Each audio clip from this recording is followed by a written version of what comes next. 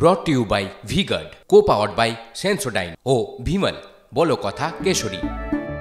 Associate sponsor UltraTech cement.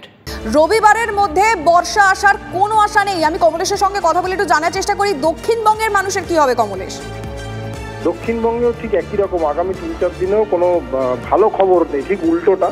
আগামী 3-4 দিনে বর্ষা আসার কোনো সম্ভাবনা এখনো পর্যন্ত দক্ষিণবঙ্গে দেখা যাচ্ছে না। মোটামুটি আগে বলা হয়েছিল শুক্রবার পর্যন্ত পশ্চিমের জেলায় তাপপ্রবাহ চলবে, এখন সেটা বাড়িয়ে শনিবার করা হয়েছে। পশ্চিম মেদিনীপুর, পশ্চিম বর্ধমান সহ একাধিক জেলায় তাপপ্রবাহ এবং কলকাতা সহ বাকি জেলাগুলোতে ভ্যাপসা গরম থাকবে।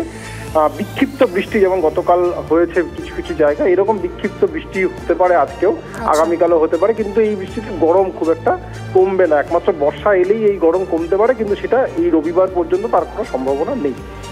নজর থাকবে কমলেশ, ধন্যবাদ আপাতত।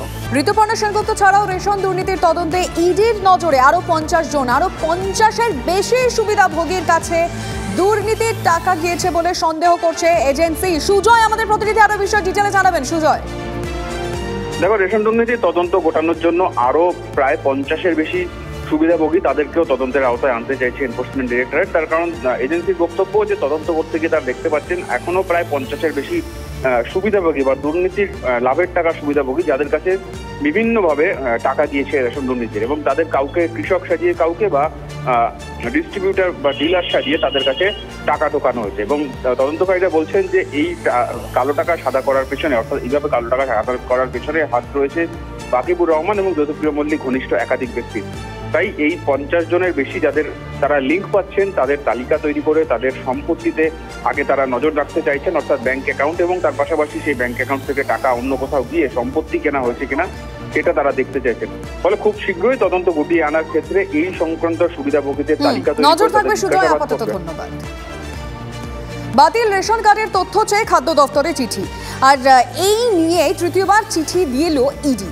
প্রথম দুটি চিঠির উত্তর না দেওয়ায় তৃতীয় চিঠি দেওয়া হয়েছে। 2018 থেকে 2024 পর্যন্ত কত রেশন কার্ড বাতিল হয়েছে তা জানতে চেয়ে চিঠি দেওয়া হয়েছে। ভুয়ো রেশন কার্ডের মাধ্যমে দুর্নীতি হয়েছে কিনা সেটা জানতে চলতি সপ্তাহে চিঠি দিয়েছে এনফোর্সমেন্ট ডিরেক্টরেট।